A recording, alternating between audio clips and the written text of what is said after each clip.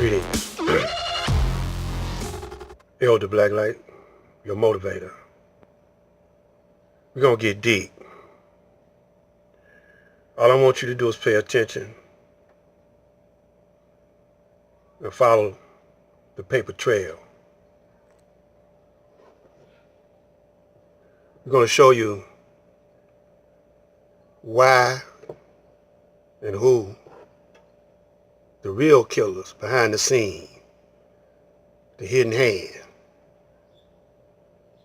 are the real killers of Nipsy.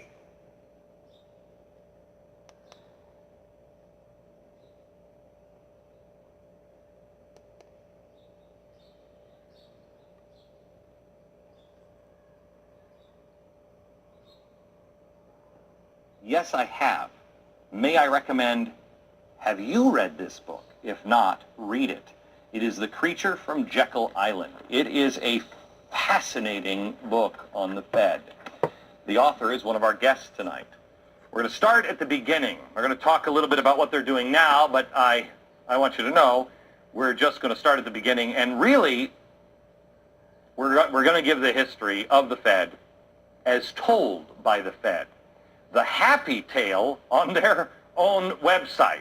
Are you ready for this? It's great. Here we are. Here it is. Watch this. Quote on their website. After Alexander Hamilton spearheaded a movement advocating the creation of a central bank, the first bank of the United States was established in 1791. You see how great this is? The Fed was started by a founding father. No, it wasn't. No. The first bank isn't the Fed. So what does that have to do with anything? Well, nothing, but they just wanted to throw a founding father's name in there. The bank's charter ran for about 20 years, and because it took about 20 years before Americans realized, hey, that Bank of America thing, that's not working out. They've got way too much power and influence, just like all the other founders said. A proposal to renew it failed. Now back to the happy story from the Fed's website. Quote, the situation deteriorated to such an extent that in 1860, a bill to charter a second bank of the United States was introduced in Congress. The second bank was very much like the first, except bigger, about 3.5 times bigger. It's always that way, isn't it? Anyway, the charter also lasted about 20 years before people went, what are we doing? Americans realized that it wielded too much power and influence, and the proposal to renew it also failed. Then, according to the Fed's website, they got rid of that nasty charter thing in the will of the people. Quote, in 1907, a severe financial panic jolted Wall Street and forced several banks into failure. Many Americans thought their banking structure was sadly out of date and needed major reform. The first draft of the Federal Reserve Act was called the Aldrich Bill because, the guy who wrote it was named Aldrich, and it failed. President Taft refused to support it, and you remember he was so fat they had to have a special bathtub for him. Then it underwent some surgery and a readmission as the Glass-Owen Bill, and of course it got a signature from progressive Woodrow Wilson in 1913. Well, that's the Fed's story. Bill was introduced in 1907, and in 1913 it finally came to be. Isn't everything great in sunshine and lollipop world? The Federal Reserve Act wasn't drafted in Congress. It was drafted on a private island off the coast of Georgia in 1910. The island, Jekyll Island. And it was drafted under great secrecy. Jekyll Island was the retreat for billionaires like William Rockefeller and J.P. Morgan. And in 1910, Senator Nelson Aldrich, the Republican whip in the Senate and the chair of the National Monetary Commission, sent his private railroad car to the New Jersey Railroad Station, where he and 5 other men were instructed to come one at a time and everybody pretend they just didn't know each other. Aldrich, who is the guy, remember, he wrote the original bill? He was a business associate of J.P. Morgan. Oh, and the father-in-law to John D. Rockefeller, Jr. So there's no special interest happening there. There was also Abram Piatt Andrew, Assistant Secretary of the Treasury, and Frank Vanderlip, representing William Rockefeller, Henry Davidson and Benjamin Strong with J.P. Morgan, and Paul Warburg. He was a partner at Kuhn, Loeb and Company. He was representing the Rothschild banking family. Oh, he's going to talk about the Rothschilds now. He actually is an interesting character. If you ever saw Little Orphan Annie, Daddy Warbucks was named after Warburg. These are the men that represented 1/4 of the entire wealth of the world. You think we got a problem with wealth now? Those guys, 1/4 of all of the money in the world. The Morgans, the Rockefellers, the Warburgs, the Rothschilds, all in one room. Yeah, but when do they start sacrificing chickens? Well, it doesn't happen. That I'll tell you. These guys were all competitors. According to G. Edward Griffin, who we'll talk to in a minute, they all had come together to form a banking cartel so they didn't have to compete against each other. He says it was like an oil cartel or a sugar cartel, but this cartel actually went into partnership with the government. I mean, how great is that, huh? It's kind of like the drug cartels in Mexico. Wait, I didn't say that out loud, did I? So for more than a week, these men sat around there. And they sat around this big table and they hammered out all the details of what became the Federal Reserve System with 5 objectives. How many of these do you agree with? 1, to stop the growing competition from the nation's newer banks. That doesn't sound good. 2, to obtain a franchise to create money out of nothing for the purpose of lending. That one really doesn't sound good either.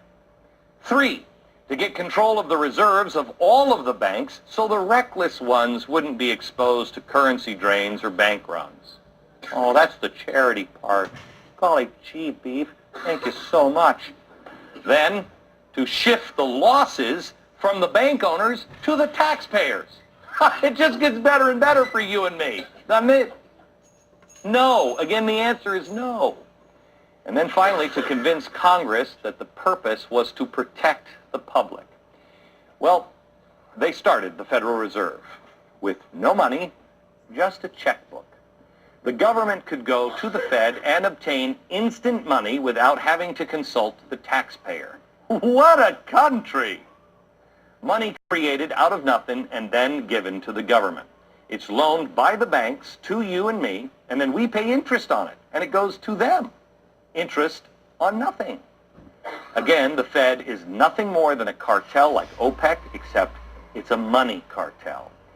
And this cartel brought the federal government into a partnership where you and I have to answer to it. And it's only to enforce the rules of the cartel, to bring those into agreement with the federal laws to protect you. It operates under the protection of the federal government, and the government has virtually given a monopoly to create the nation's money supply. There are no elected officials. There's virtually no accountability to anyone. The president doesn't get to say, I'm going to name Glenn Beck as the head of the Fed, which, oh, please. Sarah, when you're in, I'm available. Did y'all pay attention? This is the basics of the what y'all call Illuminati. The real name is Satan. Illuminati is a nickname meaning the enlightened ones. But it don't have a evil connotation to that name, Illuminati. It's just a front or a nickname like. The real name is Satan. Satan creates little devils and demons. And those little devils and demons are in every neighborhood, every household throughout the planet. And how does it do it is it makes people bow down to paper money. They'll do anything, kill people,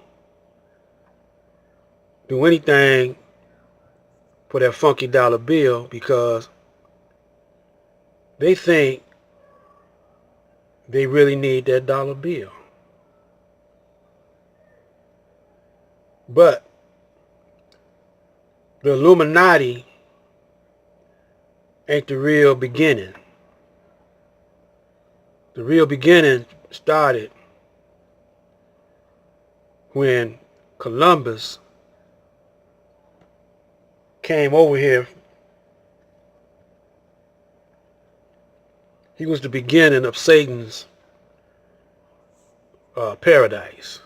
We're going to call it that, Satan's paradise. From Columbus came the United States. And when the Illuminati comes in, is the Illuminati took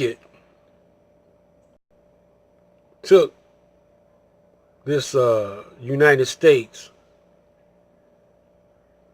ran game on them. They was trying to take it back in 1776, but it wasn't working too good, so they finally had a chance to overthrow the government. You know, see, business is war, and war is business. They had a chance to overthrow the government in 1913 because all the congressmen were corrupt